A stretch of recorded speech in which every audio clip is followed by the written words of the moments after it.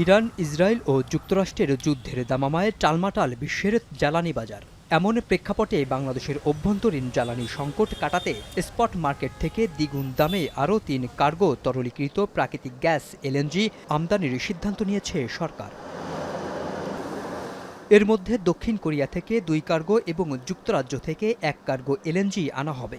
মোট ৩ cargo LNG আমদানিতে ব্যয় ধরা হয়েছে প্রায় ২,৬৫৪ কোটি ৫৪,৬৩,২৮০ টাকা। বুধবার সরকারি ক্রয় সংক্রান্ত মন্ত্রিসভা কমিটির বৈঠকে এ সংক্রান্ত প্রস্তাব অনুমোদন দেয়া হয়। বৈঠকে সভাপতিত্ব করেন অর্থমন্ত্রী আমির Khasru Mahmud Chowdhury.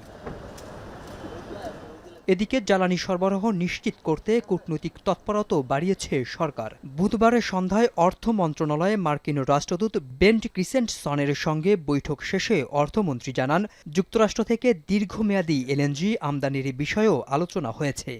Nova LED TV, ঝকঝকে ছবি, নিখুঁত শব্দ, ৫ বছরের ওয়ারেন্টি। নোভা মানি, সঠিক মান, নিশ্চিত সেবা।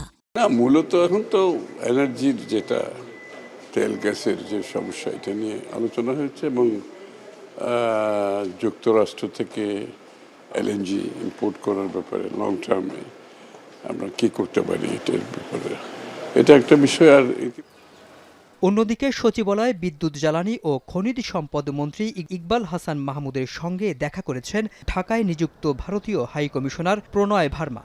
এ সময় ভারত থেকে বাড়তি ডিজেল সরবরাহে অনুরোধ জানান মন্ত্রী। তবে ভারত সরকার কতটা জ্বালানি বাড়াবে সেটি এখনও চূড়ান্ত হয়নি বলে জানান তিনি। এটা তো একটা হচ্ছিল সৌজন্য সাক্ষাৎকার, সৌজন্য সাক্ষাৎকার যা যা আলোচনা তাইতেই হয়েছে, পরিমাণটা বলতে পারবো না। আচ্ছা, ঠিক আছে। সেটা এখনো ডিসাইড হয় নাই। How can I tell you? ব্যাপার হচ্ছে যে আপদকালীন অবস্থার জন্য আমরা বলছি যে আমাদের একটু তেল বাড়ায় দেওয়ার জন্য। এখন তারা ডিসাইড করে কতখানি বাড়াবে। বাংলাদেশের অনুরোধে ভারত সরকারের সাথে আলোচনা করার কথা বলেছেন হাইকমিশনার প্রণয় ভার্মা। মেহরাব সুমন, এখন, ঢাকা।